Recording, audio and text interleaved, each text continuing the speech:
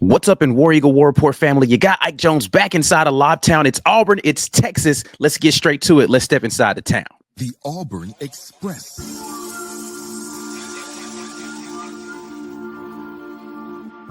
You are now listening to the War Report Lobtown Podcast.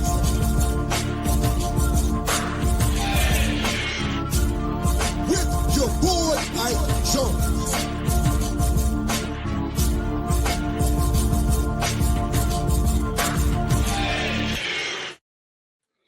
Yes, indeed. Welcome, everybody. Appreciate you checking it out. We are here, Lobtown, part of the Auburn Express, powered by the War Report, talking a little Auburn versus Texas. It's going down today inside of the Texas arena. And Auburn is making its second true road trip of the season. The first one did not go in the favor of the Tigers as they went down to the Duke Blue Devils inside of Cameron Indoor, looking to be able to bounce back this time versus Texas on the road. And I say bounce back as if Auburn hasn't been playing well. The only loss on the season was that road trip to Cameron. So definitely hoping that the Moody Center in Austin, Texas is going to be a little bit more favorable for the Auburn Tigers in this one.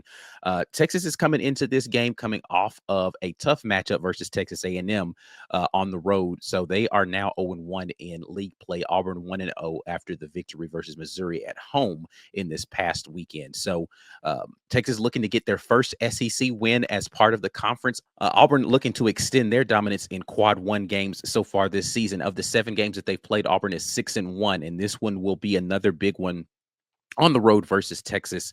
Auburn currently favored in this game by 10.5 points on the road, which is pretty good, of course. But Texas is not going to be any sort of pushover in this game. It's going to be a contrast of styles a bit between Texas. The two coaches, Bruce Pearl and Rodney Terry for Texas, are tough defensive-minded coaches, right? So Auburn has Bruce Pearl, who is looking to take over the lead now in victories as Auburn's coach.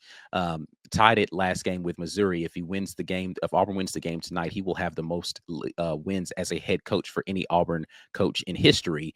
So this is definitely could be a historic night. The first trip for Auburn to Austin to be able to play a basketball game. So a lot of things could be happening for Auburn tonight. And Coach Pearl is playing down the significance of him breaking that record. He said he'll celebrate after the season, which I'm all in favor of, just keeping your eye on the prize and moving forward. But it is a historic thing nonetheless. But again, the two teams, both defensive-minded coaches and both teams that really look to be able to control the pace of games. I mean, I think that's kind of a standard thing for every basketball team is you want to control the pace and make the other team play at your pace. Texas is going to be a little more up and down than what Auburn is this season in terms of getting shots up quickly. They are a more free-flowing offense. They're going to get into a lot more ISOs, which I think plays into the favor of Auburn in this game, honestly, when you think about the way that Auburn defends. Texas has got the dynamic guards out there. They've got a bunch of athletes at guard that can go out there and get their own bucket. Auburn's going to look to try to make those guys play against a set defense. Texas is going to go try to get down there early and not play against the Auburn set defense and get shots up quickly and be able to force live ball turnovers and play in that fashion. So it's going to be interesting to see who's able to control the tempo, because I think in this game, though Auburn can get up and down, they're going to want to slow it down a little bit versus Texas and make Texas have to play out of the half court. Auburn's done a good job of executing in the half court so far this season. The maturation of Janai Brew and being able to be a good passer out of double teams has helped in that. But Texas is going to want to really control it at the guard spot. And that's the point that we really wanted to dive down in on is, can the Auburn guards make an impact on this game and keep Texas, number one, out of those live ball turnovers? We talked about that versus Missouri. Missouri wanted to do that and really pressure with the guards. I think Texas's guards are a little more athletic across the board than what you're going to have had with Missouri. I think Missouri's a deeper team overall. Texas in the guard play, they've got a lot of athletes at guard. They're going to, you're going to see half court traps executed by Texas. They're going to try to jump the half court and try to force the turnovers in that way versus Auburn kind of randomly switching up their defenses, going from an extended zone or from a simulated pressure in the full court or three-quarter court zone into some sort of trapping defense at half court to try to throw Auburn's rhythm off offensively. So it's going to be incumbent upon the guards for Auburn to make sure that they're controlling things and having things that are happening out in front of them, and they understand kind of the ways that Texas is trying to deploy things. Because I think Auburn has the advantage on the interior. Texas wants to press their advantage on the exterior with the number of athletes they're going to be able to have at the guard position. Speaking of the guards, let's just kind of take a look at who Texas is as a team. When you look at who kind of makes it all go for them and dynamic freshmen, you're talking about Trey Johnson. So this is going to be a battle of two really dynamic freshmen in this. They're not going to go to head a lot, but they will get their opportunities. But Trey Johnson is the dynamic freshman there for Texas. He's averaging 19 points per game right now for Texas, standing at 6'6". So Haad Pettiford, the dynamic freshman for Auburn, not going to match up with him a lot. But there is going to be a comparison and contrast between those two freshmen and how they're able to impact this game. But Trey Johnson is the guy there for Texas as the leading scorer, averaging 30 minutes per game. He's shooting 50% from the field, 44.4% from three so far this season. He's a guy who is a true three-level scorer. He can get all the way to the rim. The issue with Trey Johnson, and this is going to be the thing, because you're going to see Denver Jones paired up against him a lot in this game. You're going to see Miles Kelly against him a lot in this game, probably more so Denver Jones, and trying to make sure that you've got one of your best external defenders on him. And you'll see a little bit of Chad Baker-Mazar. Auburn switches a lot, so it's hard to say this person's going to be guarding him, but they're going to throw a variety of bodies at Trey Johnson. The issue with him sometimes in his eagerness to go out there and put up points is he will force some shots. And that's kind of the thing with a lot of these Texas guards, is that they have a supreme confidence in their ability to score because they can all score really well. I mean, when you look at the Texas team here, you've got the aforementioned Trey Johnson there. Then you've got Tremont Marks, who is only scoring about 10 points per game right now, but as a guy who has played against Auburn a couple of times in both Houston and Arkansas, but can go out there and fill it up for them as well. And then Jordan Pope, all of those guys averaging right around double figures. Jordan Pope right around 11.5 points per game. Tremont Marks just south of double figures at 9 points per game. And Trey Johnson at 19 points per game.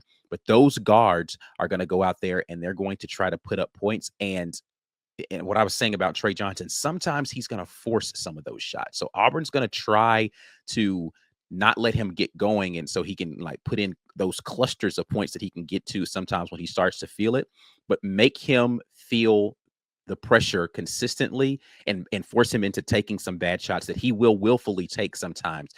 And that is just coming from not letting the game come to him sometimes out there. But Auburn's going to try to make that a situation for him. And hopefully he's not going to be shooting the ball very well. You're going to have a better opportunity for that when he is at home.